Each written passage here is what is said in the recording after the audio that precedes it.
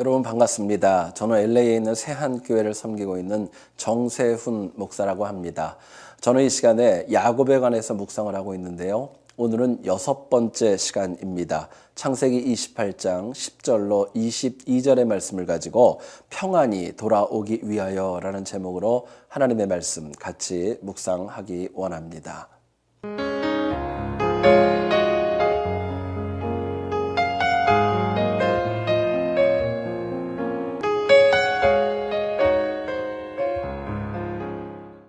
인간이 다른 어떤 피조물과 다른 특징이 있습니다. 그릇된 길에서 돌아올 수 있다는 것입니다.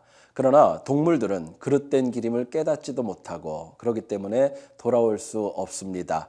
오직 인간만이 선악을 구분할 수 있고요.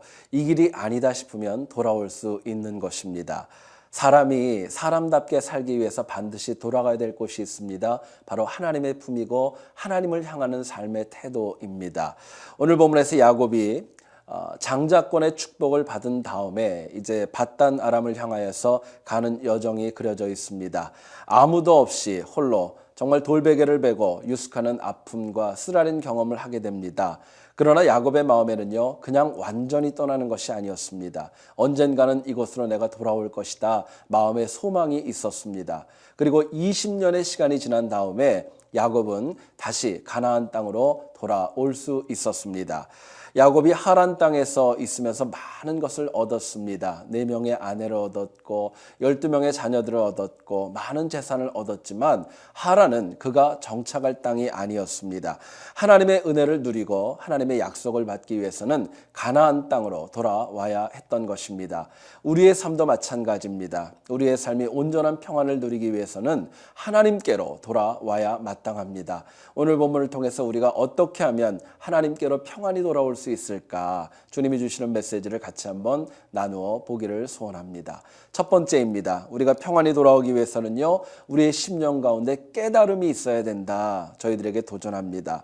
야곱은요, 그렇게 원하던 장자권을 얻었지만은요, 돌베개를 베고 유숙하는 아픔과 쓰라림과 가족으로부터 떨어지는 외로움을 경험하게 됩니다. 그런데 오늘 보면 16절을 보면은요, 짧지만 이렇게 얘기를 합니다. 여호와께서 과연 여기 계시거늘 내가 알지 못하였도다. 야곱이 고백하고 있습니다. 여러분, 여기서 이 알다라는 말, 히브리 원어인 야다라는 말은요, 이론적이고 추상적으로 아는 거 아닙니다. 경험적이고 체험적으로 아는 것입니다. 야곱이 마침내 하나님께서 살아계시다는 사실을 체험적으로 온전하게 깨달을 수 있었던 것입니다. 야곱이 정말 하나님의 살아계심을 깨달았다는 것은 그의 인생에 굉장히 큰 능력으로 작용을 합니다. 그동안에는 언제 돌아올지 모르는 막막함이 있었지만 이제는 내가 올 수 있다는, 하나님께로 돌아올 수 있다는 그러한 소망을 가지고 떠나게 되었습니다. 뿐만 아니라 앞으로의 삶이 정말 쉽지 않겠다 생각하였지만 충분히 공급하시는 하나님의 능력도 약속받게 되었던 것입니다. 결국 이 깨달음이 야곱이 가나안으로 돌아올 수 있는 가장 큰 영적인 자양분이 될 수 있었던 것입니다. 여러분, 인간의 삶이 하나님이 명하신 가나안에 돌아와야 온전한 평안을 누릴 수 있는 것입니다. 하란을 향해 가는 길은 잠시 있는 것이고 하란에 거주하는 것은 온전하지 않고 잠시 일시적으로 거하는 것입니다. 사람은요, 자기가 있어야 될 곳에 있어야 온전한 평안을 누립니다. 만약에 있어야 될 곳이 아니라면요, 속히 돌이키셔야 합니다. 우리가 정말로 있어야 될 곳, 우리가 정말 향해야 될 곳이 있다면 바로 하나님을 향해야 된다는 사실입니다. 여러분, 우리가 이처럼 하나님께로 돌아가려면 항상 이와 같은 깨달음이 있어야 됩니다. 하나님의 사랑을 깨달아야 되고 하나님의 은혜를 깨달아야 되고 하나님의 십자가의 의미를 저희들이 깨달아야 하나님께로 돌아갈 수 있는 것입니다. 그럴 때 우리가 이 세상에 함몰되어지지 않고 패역한 이 세상에서 온전하게 승리할 수 있는 것입니다. 죄 많은 세상에 우리가 살아가지만 날마다 주님께서 주시는 은혜와 사랑을 깊이 깨달으시고 그 가운데 날마다 하나님께로 회복되어지고 돌아오는 역사가 있기를 주의 이름으로 부탁드립니다. 두 번째로 생각할 것은요, 우리가 주님께로 평안히 돌아오기 위해서는 우리의 삶에 변화가 있어야 됩니다. 바뀌어야 된다는 것입니다. 오늘 보면 18절 말씀을 보면 이렇게 얘기를 합니다. 야곱이 아침에 일찍이 일어나 베게 하였던 돌을 가져 기둥으로 세우고 그 위에 기름을 붓고 이야기합니다. 기름을 붓는다는 것은 하나님을 향하여 예배드리는 것입니다. 무엇보다도 하나님을 향한 예배의 태도가 야곱의 삶에서 변화가 이루어졌던 것입니다. 그리고 이어지는 22절 말씀을 보면 이렇게 얘기를 합니다. 내가 기둥으로 세운 이 돌이 하나님의 전이 될 것이요 하나님께서 내게 주신 모든 것에서 10분 1을 내가 반드시 하나님께 드리겠나이다 이야기합니다. 하나님 앞에 자기의 가진 것 가운데 11조를 드리겠다 약속합니다. 하나님의 주권을 인정하는 삶으로 야곱이 바뀌었던 것입니다.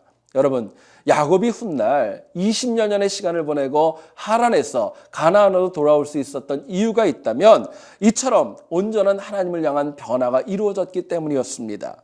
과거의 모습으로 살아가지 않고 하나님의 주권을 인정합니다. 예배의 태도가 바뀝니다. 하나님께 바치겠다고 하는 삶의 결단과 헌신이 변화되었기 때문에 야곱은요, 하란에 머물지 않고 가나안으로 돌아올 수 있었던 것입니다. 여러분, 우리의 삶에 참 변화가 필요합니다. 변화는 중요합니다. 그런데 변화하되 어떻게 변화되는가가 너무나도 중요합니다. 우리의 삶을 보면은요, 나쁘게 변화되는 것도 변화되는 것입니다. 좋게 변화되는 것도 역시 변화되는 것입니다. 사람은 변화될 수밖에 없습니다. 그런데요, 하나님께서 우리에게 정말 원하시는 것은 하나님께서 기뻐하시는 방향으로 변화되는 것, 그것을 하나님이 기뻐하십니다. 그리고 그렇게 변화될 때에 비로소 하나님이 약속하신 하나님의 은혜와 사랑으로 돌이킬 수 있는 것입니다. 여러분, 우리의 삶의 변화가 필요하지만 내가 원하는 변화, 사람이 원하는 변화가 아니라 하나님이 기뻐하시는 변화로 저희들이 바뀔 수 있어야 됩니다. 여러분의 삶 가운데 어떤 것이 변화되기를 원합니까? 뭐가 바뀌어야 됩니까? 다른 누구보다도 사실은 내가 무엇이 바뀌어야 될지 가장 내 자신이 잘 압니다. 여러분, 결단과 각오로요, 내 삶이 변화되는 거 아닙니다. 하나님의 은혜와 하나님의 사랑으로 인하여서 내 삶이 온전하게 바뀌고 변화될 수 있는 것입니다. 우리가 날마다 하나님 기뻐하시는 변화, 하나님 원하시는 변화를 통하여서 정말 주님께 돌아가는 승리가 날마다 있을 수 있기를 다시 한번 주의 이름으로 부탁드립니다. 여러분, 우리가 이 세상을 살아갈 때, 이 세상을 향할 때의 삶을 보면 고달프고 고난이 참 많이 있습니다. 하나님께로 돌아오는 삶을 살아야 마땅합니다. 다른 길 없습니다. 세상으로 향하는 것으로 내가 해결될 수 없고 사람에게 갈 때 해결될 수 없습니다. 하나님께로 오셔야 합니다. 이것을 위해서 오늘 본문은 저희들에게 두 가지로 도전을 합니다. 우리가 하나님의 깊은 사랑을 깨닫고 깨달아야 된다. 하나님 말씀 하십니다. 두 번째로는요, 하나님께서 기뻐하시는 삶의 변화가 우리에게 반드시 있어야 된다. 주님께서 저희들에게 도전하고 약속하십니다.